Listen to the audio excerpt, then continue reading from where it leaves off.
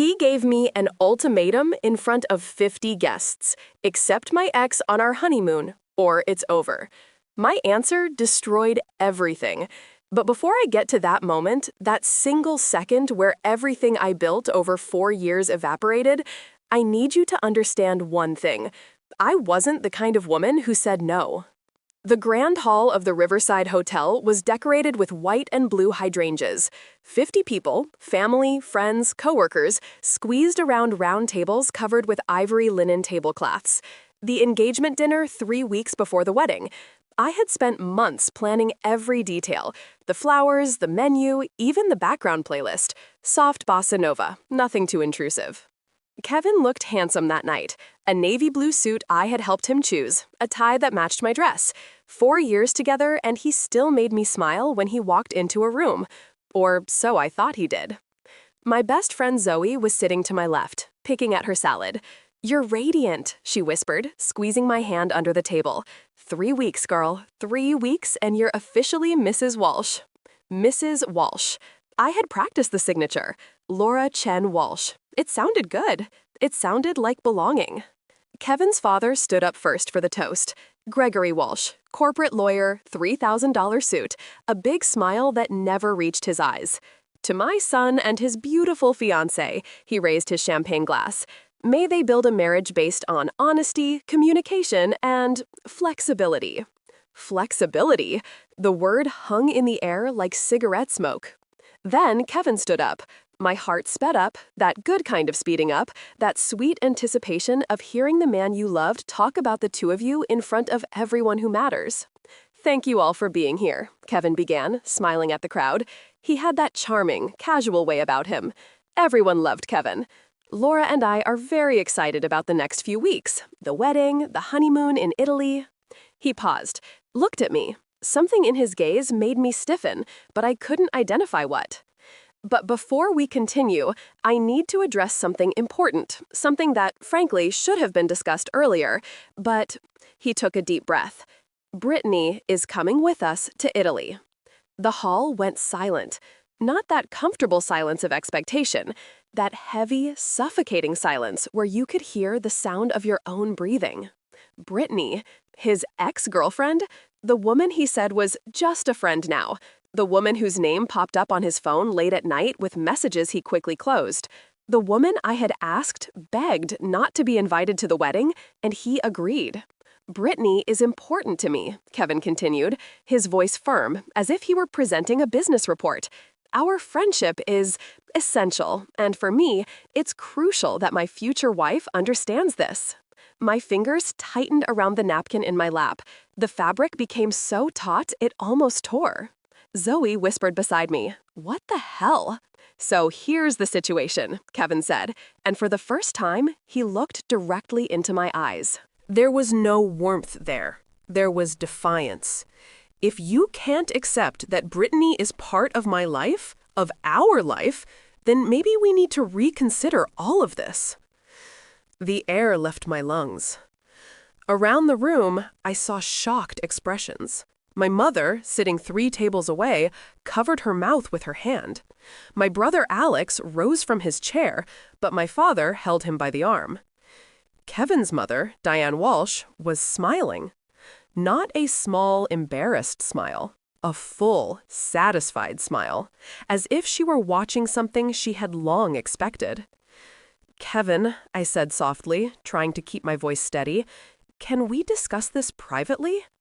"No," his answer was immediate. "No, Laura. This needs to be said here, now, in front of everyone, because this is about who we are as a couple, modern, evolved people who don't cling to childish jealousy." Childish jealousy. 4 years. 4 years giving up small things. Not complaining when he canceled our plans to help Brittany with something. Not questioning when he spent hours on the phone with her, laughing that way he used to laugh with me. Swallowing my discomfort when she showed up at family events, sat next to him, touched his arm with that intimate familiarity that said, "I know him in ways you never will." And now this, an ultimatum, in front of 50 people. So let me get this straight, I said, my voice coming out calmer than I expected. You're saying that either I accept your ex-girlfriend on our honeymoon or the wedding is off. I wouldn't put it in those exact terms, but that's what you're saying? He hesitated. For a split second, I saw something akin to uncertainty cross his face. Then he looked at his mother. Diane nodded subtly. Yes, Kevin said. That's what I'm saying. The hall erupted in murmurs. Someone dropped cutlery. The metallic sound echoed like a funeral bell. I looked at my plate. Grilled salmon with asparagus, untouched. It had cost $65 per person, $3,200 just for food. Money my parents had insisted on contributing, even though I said I could pay. I looked at my engagement ring, a 1-carat princess-cut diamond, white gold band. He had proposed to me on top of a mountain in Vermont last autumn. The leaves were golden and red. The air had that clean smell of damp earth. I had cried when he knelt down. I thought of all the small deaths I had died over the past 4 years. Each time I swallowed an objection. Each time I made myself smaller to fit into the space he left for me. And then I thought of something my grandmother told me before she died. Laura, self-love isn't selfishness. It's survival. I stood up slowly. My chair scraped against the wooden floor. All eyes turned to me. Okay, I said. Kevin blinked. Okay, what? Okay, I accept your terms. He smiled, a triumphant smile. Small, but it was there. I accept that you just gave me an ultimatum in front of all our family and friends, I continued, my voice gaining strength. I accept that you value your ex-girlfriend's presence on our honeymoon more than my comfort. I accept that your family clearly orchestrated this. Hello, Diane. I saw your nod. Kevin's mother turned pale. And I accept that this shows exactly who you are. So yes, Kevin, I accept. I accept ending this. The silence that followed was absolute. Wait, Kevin said, finally finding his voice. Wait, you can't. You're not thinking straight. I've never thought straighter in my life. I picked up my purse. My mother was already on her feet, walking toward me. My father and Alex followed her. Zoe was by my side in an instant, her hand firm on my elbow. Laura, sit down. Gregory Walsh's voice cut through the air. A command, not a request. You're being dramatic. Kevin is just trying to be honest about his needs. His needs? I repeated, turning to face him. Interesting choice of words, Mr. Walsh. Tell me, how long have you all been planning this? What are you talking about? Diane stood up, her voice thin and sharp. This moment, this perfectly timed ultimatum. I looked around the room. 3 weeks before the wedding, deposits paid, dress altered, invitations sent. Too late to cancel without losing a fortune, but early enough to force me to be reasonable. I saw the truth on Diane's face before she could hide it, a flash of surprise that I had noticed. You're paranoid, Kevin said, but his voice wavered. Am I? I turned to him. Kevin, answer me one thing. When was the last time you and Brittany slept together? The blood drained from his face. Because I have a theory, I continued, my heart beating so hard I thought everyone could hear. My theory is that you two never really broke up, that I was, what, a test, a cover, someone acceptable to introduce to your father's clients? That's ridiculous, Diane began. Is it? I pulled my phone from my purse. My hands were shaking, but my voice remained steady. Because 3 days ago, while Kevin was working late, I received an interesting message. I hadn't received any message, but the way Kevin stiffened, the way Diane and Gregory exchanged glances, told me everything I needed to know. It was her, wasn't it? I whispered. Brittany invited you to something, and you went? Kevin opened his mouth, closed it, opened it again. Laura. My God. The laugh that escaped me sounded strange, brittle. You actually were. You were going to make me take your mistress on our honeymoon? What level of sociopathy? She's not my mistress, Kevin exploded. Then what is she? My voice echoed through the hall. What, Kevin? Because normal girlfriends don't demand to be on their ex's honeymoon, and normal ex-girlfriends don't accept that invitation. Cameron Walsh, Kevin's cousin, someone who had always been kind to me, stood up from his table in the back. She's not wrong, Kev. Stay out of this, Cam, Kevin snarled. No, I won't. Cameron walked to the front. Laura, there's something you need to know. Cameron, no, Gregory warned, but there was panic in his voice now. Brittany is pregnant. The world tilted. 2 months along, Cameron continued, looking at me with something akin to pity. Kevin is the father. The whole family knows. That's why they were pushing so hard for the wedding. They wanted you legally bound before you found out. I couldn't breathe. The hall spun. Zoe caught me before I fell. 2 months, I repeated mechanically. 2 months ago was when we were choosing the wedding cake. Kevin was pale as paper. Laura, I can explain. No. My voice came out distant, detached. No, you really can't. My mother was crying. My father looked about to punch someone. Alex was already on the phone, presumably calling our lawyer. The honeymoon? I said softly, the pieces fitting together with sickening clarity. You were going to use our honeymoon to, what, normalize this? Make me accept that she would be part of our marriage so that when the baby was born, I would already be conditioned? Modern families need flexibility, Diane said, but her voice was desperate now. Brittany has no one. The child needs stability. Then marry her to your son, I shot back. Oh, wait, you can't, because Brittany doesn't have the background you want, doesn't have the connections, isn't suitable for the Walshes. I turned to Kevin. But I am. Successful graphic designer, respectable family, the right ethnicity to seem progressive but not too scary for your WASP clients. I was perfect, a trophy wife you could display while keeping your real life separate. It wasn't like that, Kevin began. When did you find out? I asked Cameron. He hesitated. Last week. I overheard my aunt on the phone with Brittany's doctor discussing prenatal vitamins. When I confronted Kevin, he admitted everything. And you were going to let me marry him? No, I was trying to figure out how to tell you, but then I heard about today's big announcement, and I thought, he ran a hand through his hair. I thought there might be a chance for you to find out before you legally tied yourself to this family. I looked at the 50 people in the hall. Some looked shocked. Others, friends of the Walshes, looked embarrassed but not surprised. They knew. They knew. The dress cost $4,000, I heard my mother whisper.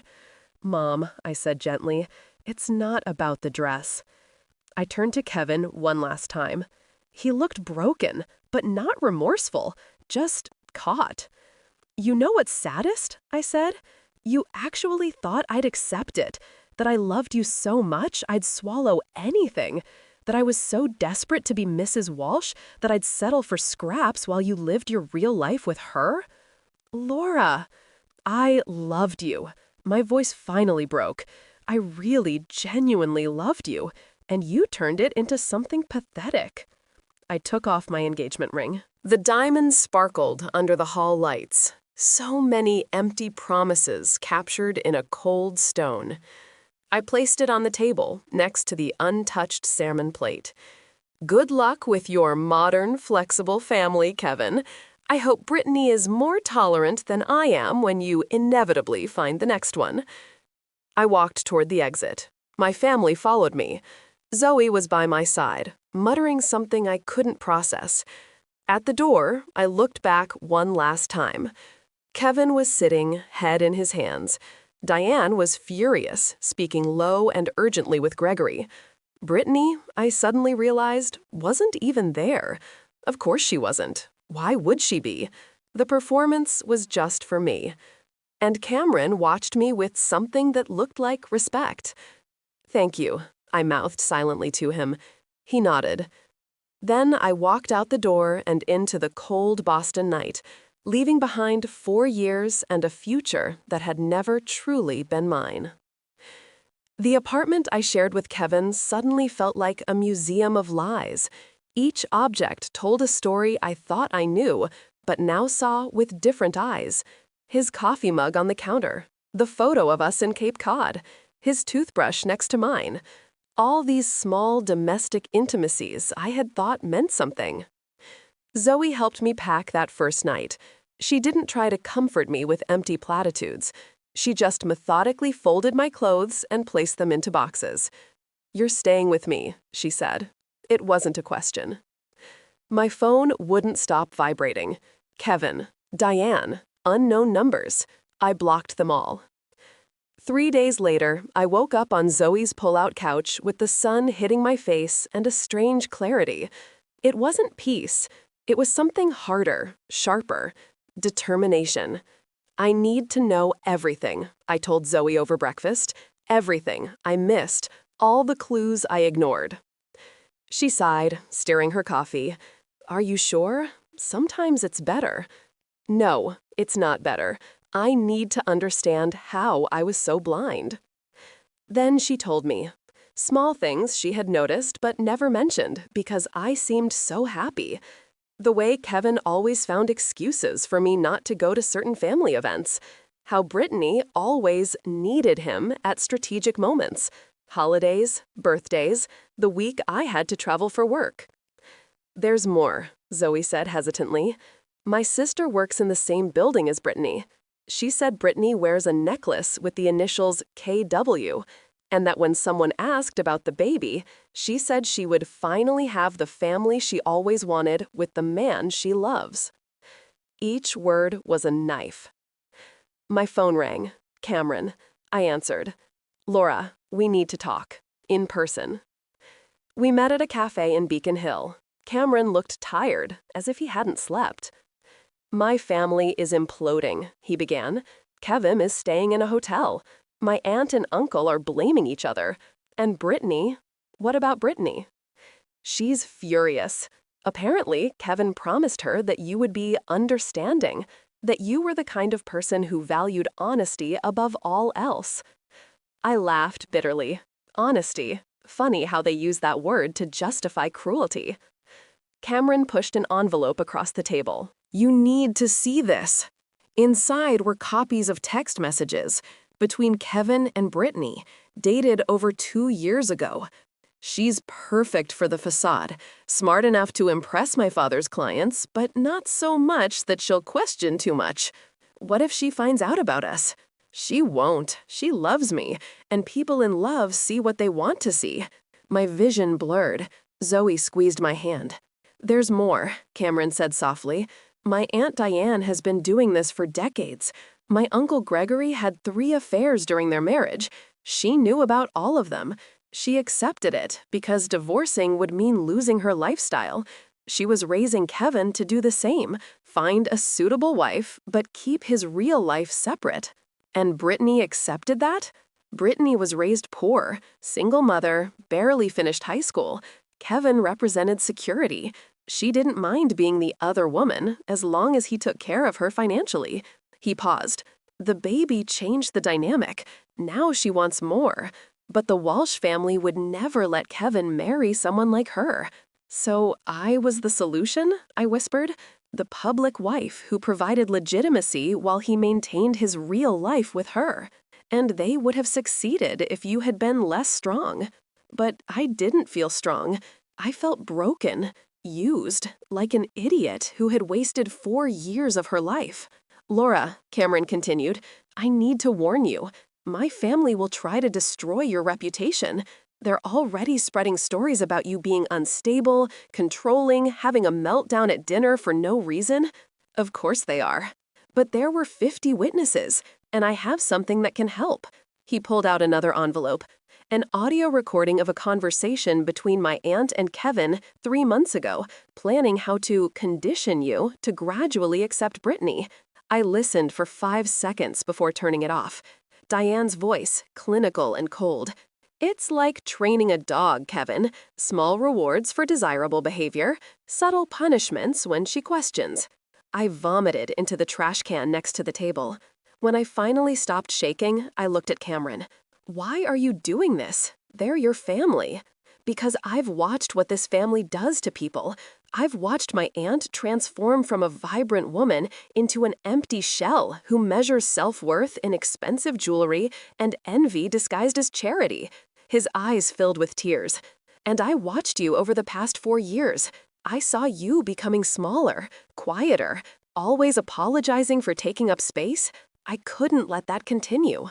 In the following days, I plunged into work as if it were salvation. My clients were understanding, my boss gave me time. But at night, alone in Zoe's apartment, the questions consumed me. How hadn't I seen it? All the signs were there. The nights he came home late, smelling of someone else's perfume that he said was from a colleague in the elevator. The weekends he needed to work, but came back tan. The way he deflected when I mentioned having children.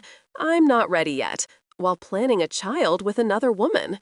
My therapist, Dr. Morrison, asked me a question in one session. Laura, are you angry at him or at yourself? At myself, I admitted. How could I have been so stupid? You weren't stupid. You loved someone and trusted him. That's not weakness. But I ignored signs. Because he conditioned you to ignore them. That's called emotional manipulation, Laura. And people who do that are experts at making you doubt your own perception. That night, I opened a bottle of wine. Cheap, nothing sophisticated like the ones Kevin always insisted on buying. And I wrote a list. All the times my intuition screamed and I silenced it. 1. When he laughed at me for being paranoid about Brittany. 2. When he made me feel old-fashioned for wanting monogamy. 3. When he said my discomfort was insecurity I needed to work on. 4. When he'd canceled our anniversary because Brittany needed him after a fake breakup. 5. The list had 32 items when I finished. 32 times I had betrayed myself to keep him. Zoe walked into the room, saw the list, and hugged me. She didn't say anything. She just held me as I finally cried. But amidst the tears, something different was growing. It wasn't forgiveness. It wasn't acceptance. It was anger. Clean, pure anger that burned away the residue of shame. They had tried to make a fool of me. They had almost succeeded. But I had gotten out. And now, I was going to make sure everyone knew exactly who the Walshes really were. My phone rang. Unknown number. I answered. Laura? The voice was feminine, young, trembling. It's Brittany. Please don't hang up. My fingers froze on the phone. Zoe looked at me with wide eyes, silently mouthing, "Who is it?" "Brittany," I whispered back. "Please," her voice came again, brittle. "I know you don't owe me anything. I know you probably hate me, but I need to tell you the truth, the real truth." "Why would I believe anything you say?" "Because," she sobbed, "because I was manipulated too, and you deserve to know." Against all my instincts, I didn't hang up. "You have 5 minutes." "Can I meet you? In person? There are things I can't say over the phone." 2 hours later, I was sitting in a nearly empty cafe in Cambridge. Brittany arrived 20 minutes late, eyes red and swollen, hair pulled back in a messy bun. She looked small, scared. Nothing like the confident woman I had imagined in my worst fantasies. "Thank you for coming," she said, sitting down. Her hands trembled around the teacup the waitress brought. "You said you had the truth. I'm listening." Brittany took a deep breath. "The baby isn't Kevin's." The world stopped. What? "It's not his. I lied. The Walsh family paid me to lie." The words poured out of her now, desperate.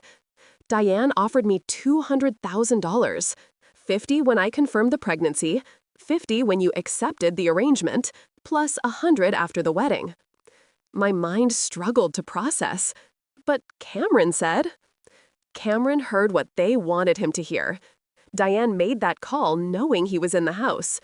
Brittany wiped her eyes. They needed someone neutral to tell you, someone you'd believe.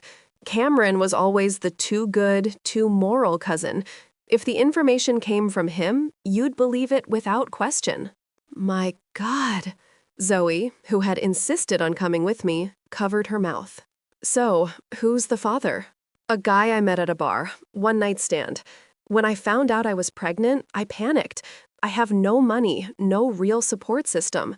I told Kevin because, she paused, embarrassed, because we had something. We did, but it wasn't what you think. Then what was it? Friends. Genuine friends. I met Kevin in college. He helped me when I had no one, but it was always platonic. Always. And when I told him about the pregnancy, he tried to help me, offered money for an abortion or adoption, anything I needed. But then, she swallowed hard, Diane found out, and she saw an opportunity. An opportunity for what? To test you, to break you. Brittany looked me in the eyes. Kevin really loves you, Laura, or loved you, in his twisted way. But Diane, she's done this to every woman who's entered this family, creates impossible tests. If you pass, you've proven you're submissive enough to be a Walsh. If you fail, you escape. Zoe finished. Exactly. Gregory's first wife left him because of it. His second committed suicide. Brittany wiped away another tear.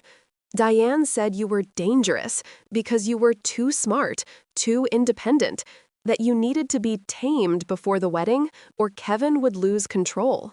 Each word was a punch. And Kevin, he knew about this?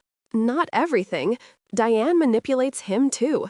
Since he was a child, he thinks this is love, that control is protection, that jealousy is healthy possessiveness disguised as modernity. Brittany leaned forward. That night, the ultimatum, Kevin didn't want to do that. I rehearsed with him 3 days before. Diane wrote every word. And when he hesitated, she said that if he really loved you, he would protect you from your own controlling nature before it destroyed the marriage. Why are you telling me this now? Because yesterday, Diane told the deal changed. Now that you're gone, they don't need me anymore. She's cutting my payment in half and demanding I sign an NDA. Brittany laughed bitterly. I was a tool, and now I'm a problem to be discarded. Do you have proof? She slid an envelope across the table. Text messages, emails, bank transfers, audio recordings of Diane instructing me exactly what to do, what to say. She paused. And there's more. Diane has done this to 4 other women over the past 20 years. 2 of them are willing to speak if you go public. I opened the envelope with trembling hands. There were pages of evidence. Messages from Diane to Brittany. Make sure to mention the honeymoon. That will destroy her. If she cries, Kevin will waver. You need to keep him focused. Remind him that strong women don't need monogamy, only weak and insecure women. And there was more. A pattern. 4 other women over 2 decades. Each one tested, broken, or expelled. A history of psychological abuse so systematic it resembled a manual. Why does Kevin allow this? Because he doesn't know how to be different. Because Diane convinced him that this is what powerful men do. And because, Brittany hesitated, because part of him truly believed that you would be happier if you learned to loosen up. He was programmed to see control as love. I looked at the evidence spread across the table, the entire architecture of a family conspiracy, generations of emotional abuse coded as sophistication. What do you want me to do with this? Destroy them. Brittany's voice was firm now. Expose them. Not for revenge, but so that no other woman goes through this, and so that Kevin finally sees what his mother truly is. Zoe looked at me. Laura, I know. My mind was racing. Brittany, are you willing to testify publicly? Yes, I was wrong to accept the money, to participate, but I can make it right now. I called Cameron. He answered on the first ring. Laura, I need you to come to the cafe in Cambridge, now, and bring Kevin. Kevin? Why? Cameron, trust me, bring him. And don't tell your aunt. An hour later, Kevin walked into the cafe. He looked terrible. Deep, dark circles under his eyes, unshaven, wrinkled clothes. When he saw me, something in him broke. Laura, I'm so sorry. Sit down, he said. Cameron was beside him, tense. I pushed the evidence across the table. Read. Kevin looked confused at the papers. He started reading. His expression changed from confusion to shock, then to horror. No, this can't be real. My mother wouldn't. Kevin, Brittany's voice was gentle. She did. You were used just as much as Laura, manipulated since childhood to believe this is normal. The baby isn't even mine? His voice was a strangled whisper. No, it was all staged. Kevin dropped the papers as if they burned him. His hands covered his face. My God, what have I done? You perpetuated the cycle that was taught to you, I said, and to my own surprise, there was compassion in my voice. But now you have a choice. Continue being your mother's puppet, or break the chain. He looked at me with red eyes. How do I fix this? You don't fix it. Not with me. This is over, Kevin. But you can stop it from happening to someone else. Cameron placed a hand on Kevin's shoulder. We need to expose this, cousin. All the rot. It's the only way. Kevin nodded slowly. Then, like a man waking from a nightmare, he picked up the phone. Mom, he said when she answered, we need to talk, and I'm bringing a lawyer. The article came out 3 months later. The Boston Globe published a full exposé, Dynasty of Manipulation, how a prominent family systematically abused young women. 4 women gave interviews. Brittany provided evidence. Cameron testified about what he witnessed growing up in that family. And Kevin, broken but finally free, confirmed everything. Gregory's law firm lost half its clients in the first week. Diane was forced to resign from all her charity boards. The Walsh family, which had been synonymous with prestige in Boston, became synonymous with toxicity. I didn't feel triumph watching their downfall, just a deep weariness and a strange sense of grief. Not for what I lost, but for the time I wasted believing in something that was never real. Kevin tried to reach out to me once, 6 weeks after the article. I found him on a bench in Boston Common, where we had had our first date 4 years ago. I started therapy, he said, looking at his own hands, 4 times a week. My therapist says I have a lot to unpack. That's good, really. I'll never be able to apologize enough. No, I agreed softly. You won't. But maybe it's not about me. Maybe it's about you learning to be a different person, for yourself. He nodded, eyes welling up. Are you happy? I thought about it. Happy wasn't quite the right word yet, but there was something new growing where the pain had been, something that felt like self-respect. I'm getting there. You deserved better. I know, and for the first time, I truly believed it. Brittany had her baby, a girl, in October. She sent me a photo, a tiny wrinkled face with huge eyes. I named her Laura, the message read. I hope that's okay. I want her to grow up knowing there are strong women in the world who don't accept less than they deserve. I cried when I read that, but these were different tears now, clean, without the weight of shame or regret. Cameron became a genuine friend. We had dinner once a month, talked about everything, work, family, life. He had distanced himself from his parents, setting firm boundaries for the first time in his life. You inspired me, he said one of those nights. Seeing you walk out of that dinner, seeing you choose yourself, it made me realize I had that option too. We always did, I replied. We just needed to believe we deserved to use it. Work became my sanctuary. I dove into projects with renewed passion. With no compromises to balance, no one making me feel like my ambition was problematic, I flourished. My portfolio grew. Clients sought me out specifically.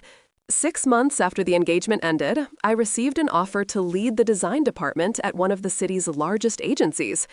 You shine differently now, Zoe commented, as we celebrated with cheap wine in her apartment. Still my home, even after I could afford my own place. Some roots are important to keep. I feel different, lighter, as if I had carried something heavy for so long that I forgot what it was like to walk without it. Will you date again? I thought about it. Eventually, but I'm not in a hurry. For the first time in my adult life, I'm genuinely happy alone. And that's powerful. A year after that dinner, I was invited to speak at a conference on emotionally abusive relationships. I accepted, despite the nervousness. On stage, looking out at hundreds of faces, I told my story, not to inspire pity, but to illuminate patterns, emotional manipulation, control disguised as modernity, systematic gaslighting. The hardest part, I told the audience, wasn't losing the relationship. It was forgiving myself for not leaving sooner, for ignoring my intuition repeatedly. But I learned something. We don't ignore signs because we are weak or stupid. We ignore them because we have been conditioned to doubt ourselves. And breaking that conditioning, that's not failure. It's victory. The audience rose, and amidst the ovation, I saw women crying, men nodding in recognition. We all carried scars from relationships that taught us to be smaller than we were. After the lecture, a young woman approached. She couldn't have been more than 25, eyes red. My fiancé wants his ex-girlfriend to live with us after the wedding, for financial reasons. He says I'm being insecure for opposing it.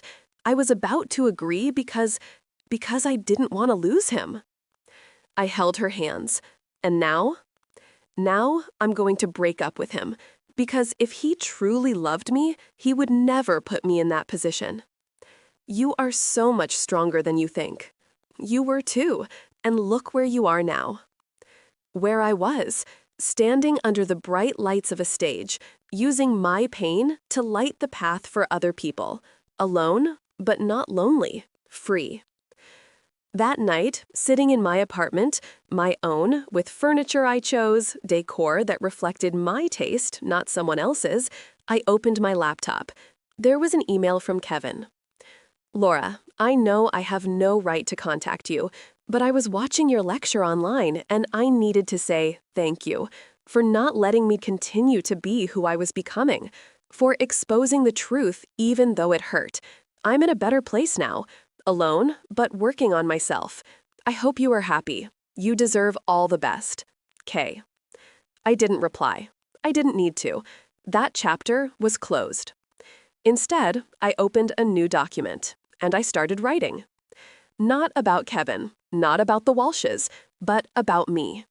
About the journey of losing myself in someone and finding myself again. About learning that self-love isn't selfishness, it's survival.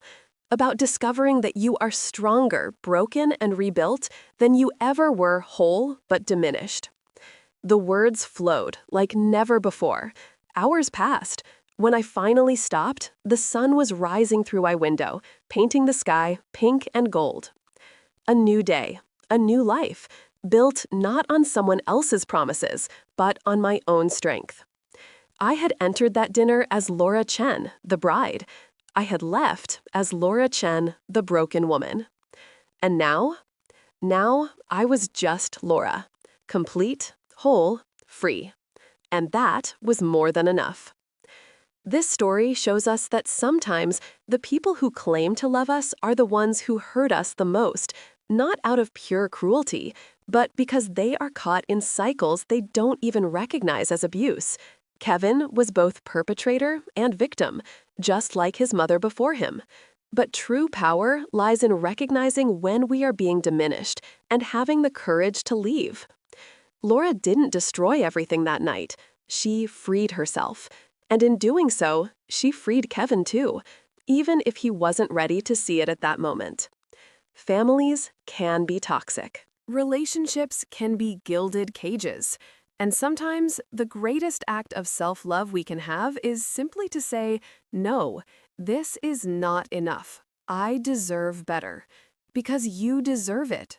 Always have. If this story touched your heart, please like and subscribe to the channel for more stories exploring the complexity of human relationships. Share in the comments.